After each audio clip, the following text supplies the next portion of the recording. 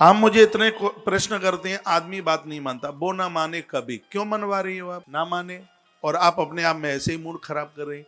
क्या सब दुनिया मेरी बात मानती है? आप क्या समझ रहे हैं? आप जैसे अच्छे लोग मान लेते हैं? क्या सब मेरी बात मान लेते हैं? यदि सब मेरी बात मान लें तो कलयुग में सत्य का अनुभव करा करके बता दूंगा, छाती ठोक के कहता हूं। लेकिन मैं तो दुखी नहीं होता, आप दुखी होते हैं। आदमी बात नहीं मानता, आदमी बगल में बैठ के पूजा नहीं करता, तो क्या दिक्कत है नहीं करता? तो आप अकेले कर लें।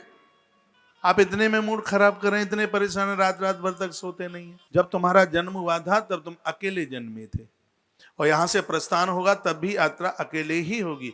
ये तो बीच में बहती हुई नदी में कुछ लोग मिले, कुछ बिछुड़ गए। जीवन बिल्कुल ऐसे ही है। ज्ञान की परिभाषा में मैं आपको निवेदन करना चाहूंगा, जो सांसारिक दुखों से जिसने छुटकारा प्राप्त कर लिया है वो परिपक्व ज्ञान है।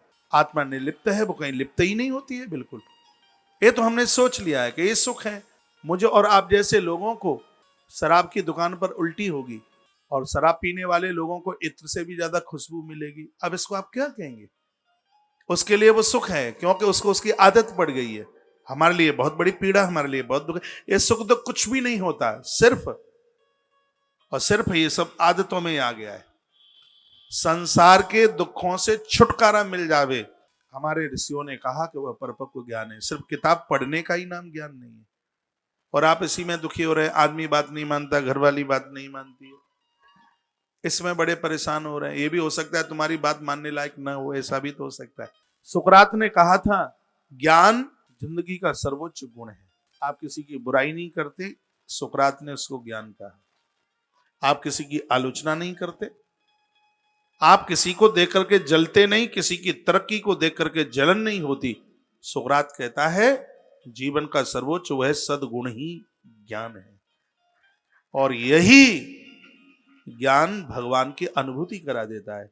आप लिख ही रहे तो लिख लेना, भगवान की स्मृति ज्ञान है और भोगों की विस्मृति वैराग्य है। सर्वोच्च ज्ञान है हमारे अंदर जो सद्गुणों की वृद्धि है। परमात्मा हमारे गुणों को ही तो देखता है, चमड़ा नहीं देखता, ना लंबाई देखता, ना चौड़ाई देखता, ना वजन देखता, ना कारोबार देखता, ना संपत्ति देखता। भगवान सिर्फ और सिर्फ हमारे गुण देखता है। एक कथा भागवत में आती है, कुब्जा की मुलाकात हो गई थी कृष्ण से। ना तो ये पूछा कि कौन सी जाति में तेरा जन्म हुआ, और ना ये पूछा कौन से सेठ के घर में तेरा जन्म हुआ। भगवान कृष्ण ने कुब्जा को पूछा कि तू करती क्या है।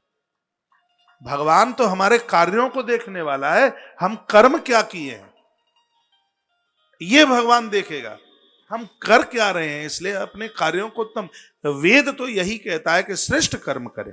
हम कौन से परिवार में जन्मे, कहां जन्मे, कितने धनवान के यहां, गरीब के यहां जन्मे, ईश्वर को कोई लेना देना नहीं है। हाँ, मनुष्य बन करके हमने श्रेष्ठ कर्म क्या किए ये भगवान दृष्टि डालता है। तो सुकरात ने कहा था कि जिंदगी का सर्वोच्च गुण ही ज्ञान है।